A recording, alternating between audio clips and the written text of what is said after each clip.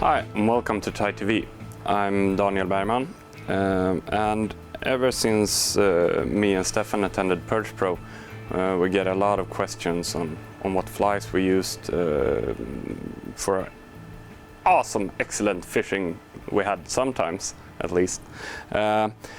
And there was actually one fly that sort of outfished more or less everything during the conditions we had. And that's actually what I thought I would tie today. Or some guys would barely call this fly tying, but yeah, you attach some thread and stuff to a hook, so it's close to fly tying at least. So this is sort of an epoxy minnow, which is more or less a hook and some beads and a tungsten cone that you thread some Mylar cord over. And then I do this tail that has been working excellent for perch fishing on several different patterns. It's the wiggle tail. So let's get going.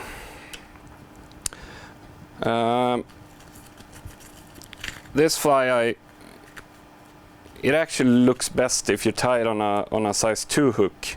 This is the Attitude Streamer from Partridge, and there are some different reasons to that, but it has it has a good length compared to the stuff I'm going to put on the hook. I don't put it in the vise yet because I'm going to thread on some stuff first. And we start off with a tungsten cone in large, which is quite a heavy thing. And I thread that onto the hook. Then I want to have some color underneath. And then I take these articulation beads, which is more or less 6mm plastic beads. And I'm going to need 3 of them. So I take out 3 from the bag. And sometimes the holes on these beads are not big enough to fit over the hook shank or the hook point and the barb. So I'm going to prepare them just to be on the safe side with quite a large scissor that I just stick in there, and I twist it around a couple of turns, and then it's sort of like a drill, just to make the hole a bit bigger. And I prepared 2 of these guys just to make it a bit easier. It's probably still gonna be a little bit of a struggle, but it should work. Okay, I thread on the first bead. It worked excellent. Then I get it up there.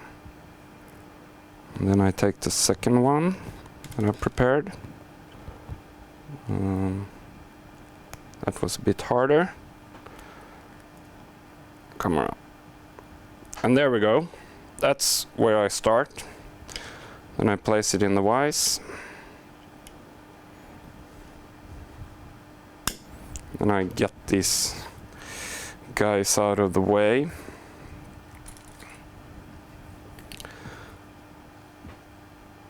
Attach your thread to the hook, but try to keep it as close to the hook eye as possible.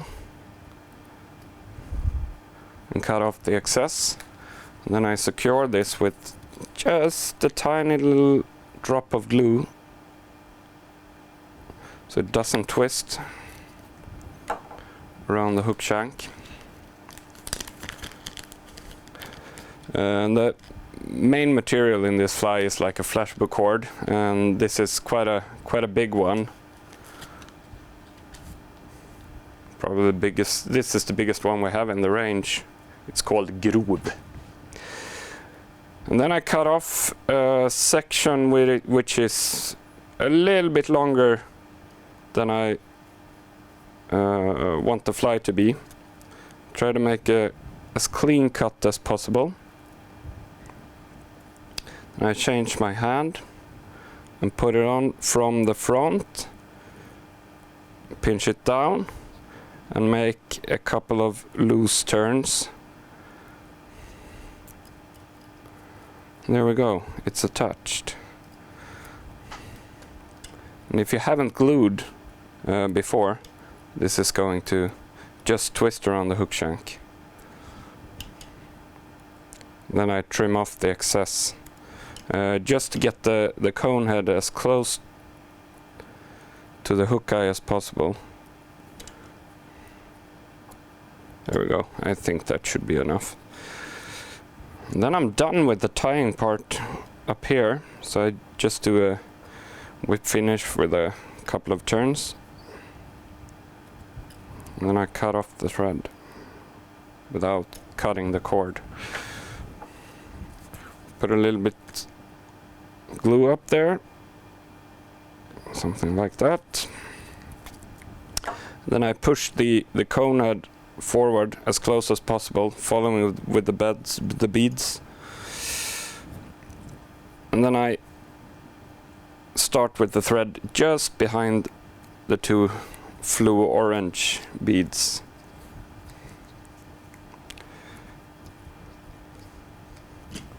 Cut off the excess and continue wrapping.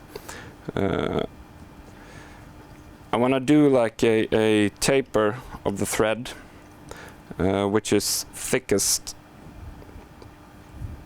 close to the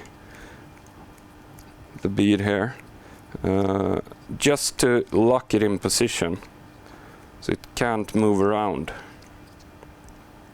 When you wind towards the bead, you're actually pushing everything forward. So when you feel that it's sort of locked, that it can't go anywhere, you stop. And then we need something to attach the wiggle tail to. And that I do with a small piece of 20-pound partridge pike tech wire. Really nice wire, good for several things. And I don't need much, I need like 4 centimeters or something. Take my big scissors, cut it off. And then I take the third bead, put the two ends together and thread them through. There we go, something like that. And I want a bit of distance from the bead to the end of the loop. When you tie this in, try to get the loop to stand up. Don't think it matters that much, but it looks better. Then I tie down the ends all the way down to the bead, and then I fold them backwards and tie the ends down. This is not to make it more durable, because you will have no stress on this part whatsoever, but it's just to make sure everything stays in place. Then I cover up the hook shank so it's all white. There we go. And I take some super glue again and just make sure everything stays there. And then we have this cord. I take it from the front and I push it backwards over the beads and all the way back down here. And when we have everything sort of where I want it, squeeze it together and I make a really loose turn, just to make it stay in place without twisting too much around the hook shank. That's about it. Looks like nothing yet, but the tying part is done. we're going on to the craft section of this fly.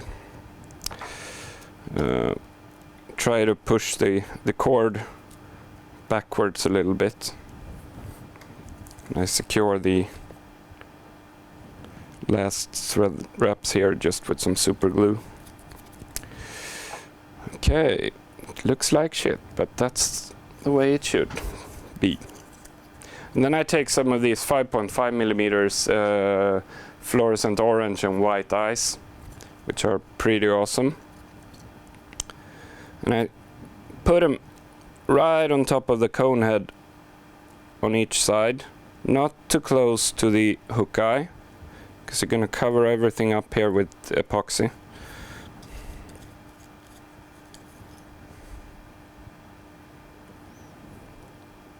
Make sure you get them on the sort of the same place on the hook, on each side of the hook. There we go. Epoxy. I always use this 2-component 5-minute hardening stuff from SAP. It's really good. And a trick you can do to avoid getting a lot of bubbles in there is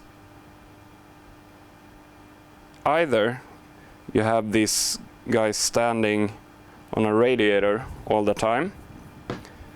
If it's cold outside, the radiators are warm. But there's another way too. If you place them a bit apart,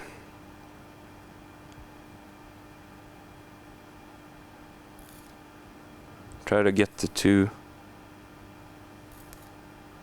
puddles of glue sort of the same size. And now you can see, oh, I have some bubbles in this. Scheisse. But what I'm going to do now is heat everything up with a sort of a storm lighter. If I heat this up now, all the bubbles are magically gonna disappear. Be a bit careful so you don't sort of set fire to the plastic or the paper you have underneath.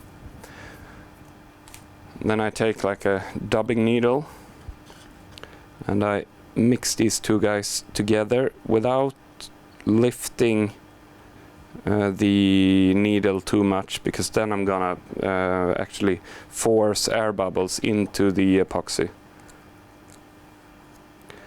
Mix it good, and just to give it a little extra sparkle, I'm going to use this fly tying powder from Loon Outdoors, which is a really nice finish. This is pearlescent blue. And I put some on the epoxy and I mix it a bit more.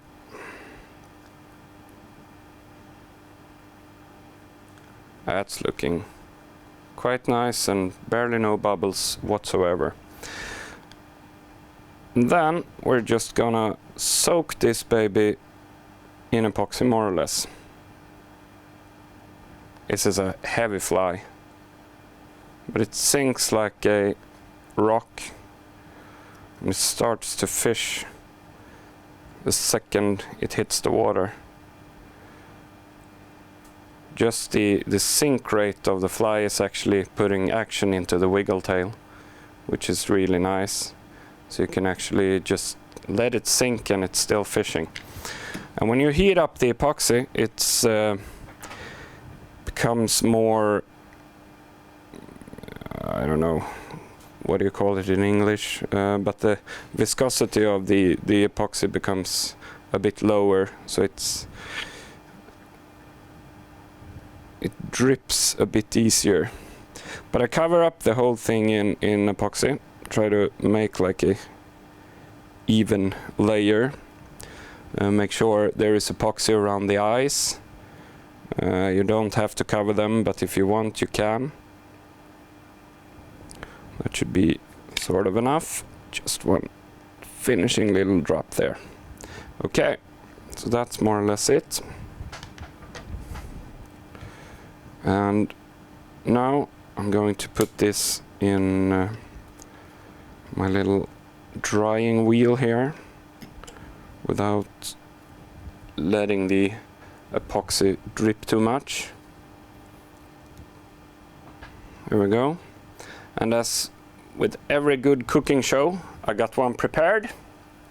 This one is dried and nice. Then I thought I would show you how to do with the wiggle tail just quickly. I'm usually using medium size for this fly, but you can vary. You can go all the way up to XXL, or you can go down to the small size. But medium is usually good. And the color we had best fishing on during Perch Pro was actually the holographic silver. Worked really nicely. So I'm going to show you how to prepare these guys, because you can't attach this to anything.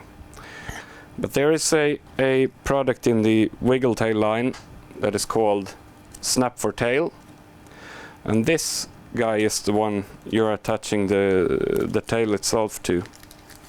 Or you can use like a fast attachment, a small one. That's all up to you.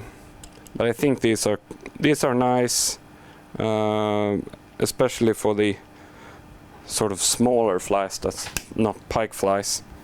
These are they are heavy enough, so to say. Then I just attach the thread to this little snap and trim off the excess. There we go. Oh, I sort of messed up a little bit here. Then we take the tail, and you see this little hook here. If you want, you can actually just take a power cutter and cut it off, but usually doesn't really matter. Then I take the tail, the end part of the tail, and place it on top of this with this little bend facing downwards. And then I squeeze it there with my thumb, and I make a loose turn and pull it hard. Loose turn and pull it hard again. And then you can actually just finish up with some thread. And then just do a whip finish without... Ooh! You don't want to get that into the loop. There we go. That's enough. Of course we're going to secure everything with some super glue anyway, so that's good. That's good. Cut it off. And just a small drip of super glue.